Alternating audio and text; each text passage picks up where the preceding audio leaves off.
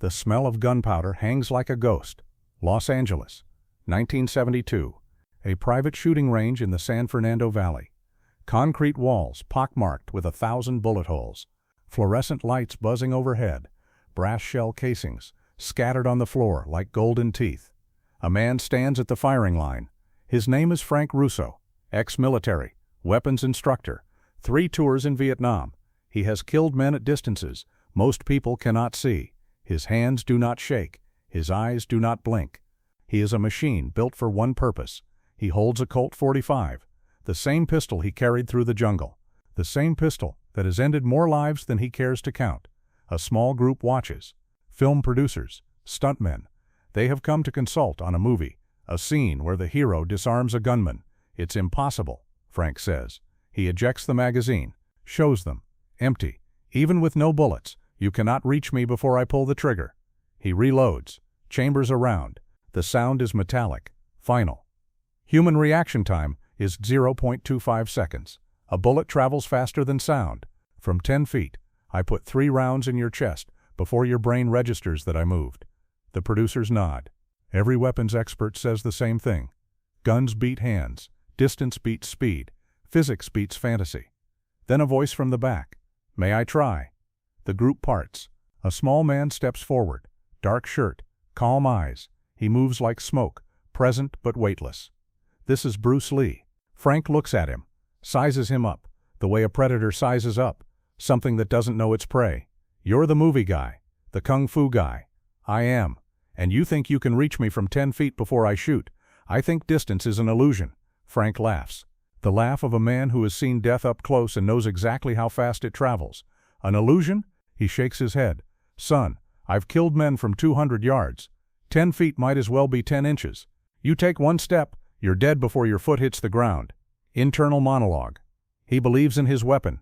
He believes in the distance. He believes in the math. Reaction time. Bullet velocity. The laws of physics. But he has forgotten something. The math only works if I react. What if I am already moving before he decides to shoot? Bruce Lee steps forward. Stops. Exactly 10 feet from Frank Russo. May I propose a test? What kind of test? You hold the gun. I stand here. When you decide to shoot. Not when I move. When you decide. Try to pull the trigger before I reach you. Frank's smile fades. Something in the offer feels wrong. But pride is louder than instinct. It always is. And if I win, then I learn something valuable. And if you win, Bruce Lee smiles, then you learn something valuable. Frank Russo stares at the small man standing exactly 10 feet away. You're serious. Completely. You understand I've trained soldiers to kill? I've seen men rush a gun. They all failed. Everyone. I understand. The producers shift nervously. This was supposed to be a consultation, a technical discussion for a movie scene. Not this. Frank, one of them says, maybe we should just... No. Frank's eyes don't leave Bruce Lee. He wants to learn. Let him learn. He raises the Colt, points it at Bruce Lee's chest. The barrel is a black hole, a period at the end of a sentence. 10 feet, quarter-second reaction time. You'd need to cover that distance in less than 0.2 seconds to have a chance. He thumbs the hammer back. The click echoes off concrete. Physically impossible. Internal monologue. He measures the distance from his gun to my chest. I measure the distance from his intention to his finger. Those are not the same. His bullet is fast, but his decision is slow. May I ask a question? Bruce Lee says, ask. When you shoot a man, where does the bullet begin? Frank frowns. What? The bullet. Where does it begin its journey? The barrel. Obviously. No. Bruce Lee shakes his head. The bullet begins in your mind. Before your finger moves, your brain must decide. Before your brain decides, your intention must form. The bullet does not start in the barrel, it starts in your eyes. Hong Kong, 1967, a rooftop. Young Bruce spars with a student holding a wooden knife. Every time Bruce moves forward, the student stabs him before he closes the distance. It's impossible, the student says, the knife is too fast. Ip Man watches from the corner, silent. Then, you are racing the knife? Stop racing the knife. Then what do I race? The decision.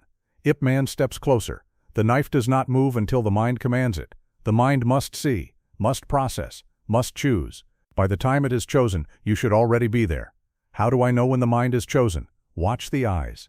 Ip Man smiles. The eyes announce everything. The body lies. The mouth lies. The eyes cannot lie. They commit before the hand does. I don't know what philosophy you're selling, Frank says, but it doesn't change physics. 10 feet, quarter second. You cannot reach me. Bruce Lee settles into stillness. Not a fighting stance. He simply stands, weight balanced, arms relaxed, eyes fixed on Frank's eyes. Let us test your physics.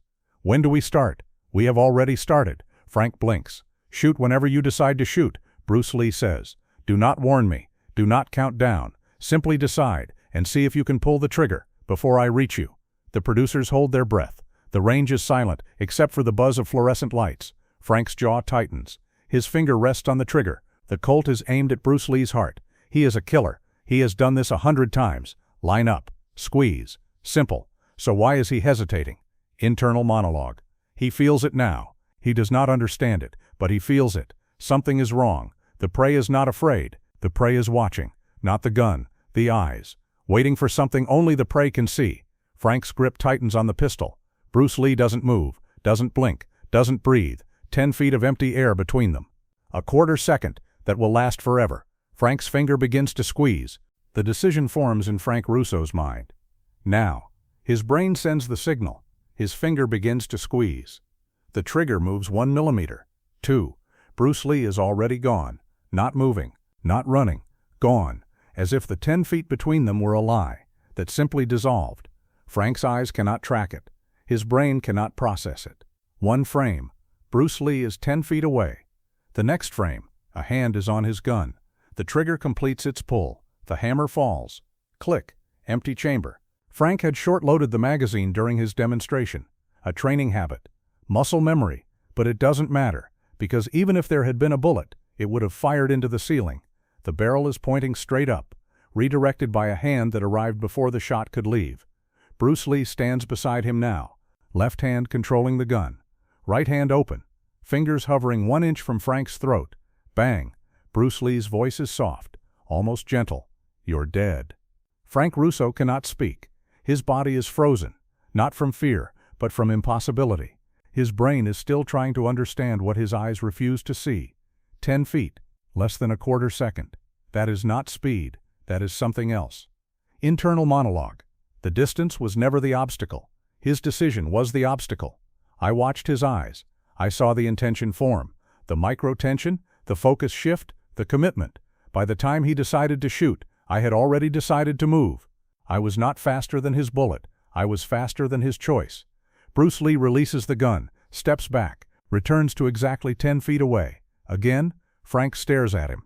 The Colt hangs loose in his hand. His training, 3 tours, thousands of hours, hundreds of kills, suddenly feels like a language he no longer speaks. How? How did you? I did not beat your gun. I beat your decision. Frank shakes his head. That's not possible. You think the gun is the weapon? It is not. Bruce Lee's voice is patient, a teacher explaining something simple. Your intention is the weapon. And intention is slow. It must travel from your mind to your eyes to your hand to your finger. I only needed to be faster than that chain, not faster than the bullet. But 10 feet. Distance is time. Time is decision. Bruce Lee pauses. I did not cross 10 feet of space. I crossed the gap between your intention and your action. That gap is the same whether we stand 10 feet apart or 2. Frank looks at the Colt, the weapon that has never failed him, the weapon that has killed at distances Bruce Lee could never reach. The gun is still faster than you. The gun, yes, but you are not the gun. Bruce Lee smiles. You are the man who must decide to use it, and the man is always slow. Silence. Frank ejects the magazine, examines it, half-loaded. A lucky accident, or perhaps not luck at all. You knew the chamber was empty. I did not know. I trusted. Bruce Lee meets his eyes. I trusted I would be faster than your decision. The empty chamber was a gift, but I would have moved the same way regardless. Frank's hands are shaking now, not from fear, from something worse, from doubt. What you trusted, Frank says quietly, could have killed you. Yes, but so could hesitation. Bruce Lee nods. I chose to move. You chose to doubt. We both bet our lives, and you won. I bet on something you forgot existed. The space between thinking and doing. He pauses. That space is where I live. The shooting range is silent. Brass casings on the floor, gunpowder in the air. And something else. The smell of certainty burning. Frank Russo sets the Colt 45 on the counter. The gun that has been his identity for 20 years. The gun that has never failed him. Today he failed it. I've trained men for a decade, he says. His voice is hollow. Marines, Special Forces, killers. I taught them that distance equals safety. A gun at 10 feet is a guaranteed kill. He looks at Bruce Lee. I was wrong? You were not wrong. You were incomplete. Bruce Lee approaches, stands beside him. Your training is excellent. Your reaction time is excellent. Your accuracy is excellent. But you train to fight men who react. I do not react. I anticipate. You can't anticipate a bullet. Correct. So I do not anticipate the bullet. I anticipate the decision to fire it. Bruce Lee picks up the Colt, examines it like a student examining a textbook. By the time you decided, I was already moving. Your bullet was still waiting for permission. I did not need permission. Frank watches him hold the gun. The weapon looks different in Bruce Lee's hands. Smaller. Less important. Could you teach this? I could teach the principle. But the practice. Bruce Lee sets the gun back down. The practice requires you to trust something other than your weapon. Most men cannot do this. They love their guns. They believe distance will save them. What saves you? Presence. Being there before the violence begins. He pauses. Not faster than the bullet. Faster than the thought that sends it. 6 months later, Frank Russo closed his weapons instruction business. Sold the range. Sold the guns. All except the Colt 45, which he kept in a drawer he never opened. He opened a different kind of school. Not marksmanship. Awareness. His students were bodyguards, security personnel. People whose job was to stop violence before it started. He taught them to read intention. To watch eyes, not hands. To feel the decision forming before the first trigger was pulled. Above the door, a sign. The fastest draw means nothing if you are already too late. Years later, a journalist asked Bruce Lee about the encounter. About the gunman who bet his reputation on 10 feet of empty air. Were you afraid? Yes. But you moved anyway. Fear and action are not enemies. Fear tells you the stakes are real. Action tells you that you are alive. He smiled. I was afraid. And I moved anyway. That is the only courage that matters. What about the gun? The bullet? Bruce Lee thought for a moment. The bullet is honest. It goes where it is sent. But the man holding the gun must decide. And in that decision, hesitation, doubt, fear. He paused. The bullet has none of these. The man has all of them. So you bet on his doubt. No, I bet on his humanity. A bullet is a machine. A man is not. Machines do only what they are told. I simply arrived before he finished telling it what to do. The journalist wrote this down.